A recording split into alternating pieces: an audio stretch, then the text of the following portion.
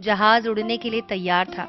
उसे किसी कॉन्फ्रेंस में पहुंचना था, खास उसी के लिए आयोजित की जा रही थी वो कॉन्फ्रेंस। वो अपनी सीट पर बैठा और जहाज उड़ गया। अभी कुछ दूर ही चला था कि कैप्टन ने ऐलान किया, तूफानी बारिश और बिजली की वजह से जहाज का रेडियो सिस्टम ठीक से काम कर नहीं रहा है, इसलिए हम करीबी एयरपोर्ट पर उतरने के लिए मजबूर हैं। जहाज उतरा और वो बाहर निकलकर कैप्टन से शिकायत करने लगा। उसका एक एक मिनट कीमती है, होने वाली कॉन्फ्रेंस में उसका पहुंचना बहुत जरूरी है। पास खड़े दूसरे मुसाफिर ने उसे पहचान लिया और बोला, डॉक्टर ज़ीशान साहब, आप यहाँ पहुँचना चाहते हैं? टैक्सी द्वारा यहाँ से 3 घंटे में पहुँच सकते हैं। उसने शुक्रिया अदा किया और टैक्सी लेकर निकल पड़ा। लेकिन ये क्या, आंधी, तूफान, बिजली, बारिश ने उसका चलना मुश्किल कर दिया। फिर भी वो चलता रहा। अचानक ड्राइवर को एहसास हुआ कि वो रास्ता भटक चुका है। नाउमीदी के उतार चढ़ाव के बीच उसे एक छोटा सा घर दिखाई दिया। इस तूफान में वही गनीमत समझिए कि गाड़ी से नीचे उतरा और दरवाजा खटखटाया। अंदर से आवाज आई, जो कोई भी है अंदर आ जाए। दरवाजा खुला है। अंदर एक बुढ़िया नमाज पढ़ रही थी। उसने कहा, माँ जी, अगर इजाजत हो तो आपका फोन इस्तेमाल कर लूं। बुढ़िया मुस्कुराई और बोली, बेटा कौन सा फोन? यहाँ ना बिजली है ना फोन, लेकिन तुम बैठो, सामने चाय रखी है, प्याली में डालकर पी लो, थकान दूर हो जाएगी और खाने के लिए कुछ मिल जाएगा, खा लो, ताकि आगे का सफर कुछ आराम से कटे।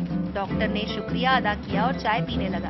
बुढ़िया नमाज और दुआ में मशगूल थी। एक बच्चा कंबल में लपेटा पड़ा था, जिसे बुढ़िया थोड़ी देर में हिला देती थी।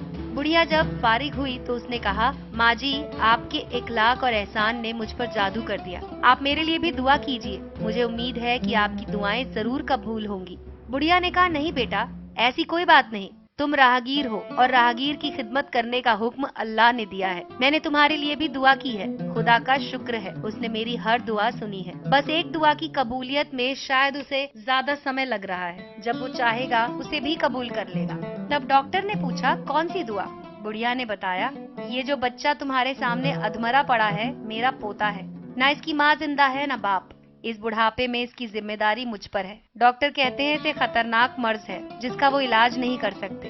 कहते हैं एक ही नामवर डॉक्टर है, उनका नाम है ज़ीशान, वो इसका ऑपरेशन कर सकते हैं। लेकिन मैं बुढ़िया कहाँ उस तक पहुँच सकती हूँ?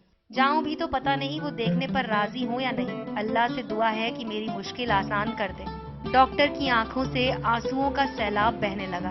वो भर्राई हुई आवाज में बोला, खुदा की कसम, आपकी दुआ ने हवाई जहाज को नीचे उतार दिया, आसमान पर बिजलियां कौंधवा दी, मुझे रास्ता भुलवा दिया ताकि मैं यहाँ तक आ जाऊँ। खुदा की कसम, मुझे यकीन ही नहीं हो रहा कि खुदा एक दुआ कबूल करके अपने बंदे के लिए इस तरह आसानी मुहैया करा सकता है। वो मुसब्बुल असबाब है। अल्लाह के बंदों, उसे लौ लगाकर तो देखो। जहाँ जाकर इंसान बेबस हो जाता है, वहाँ से उसकी खुदाई शुरू होती है।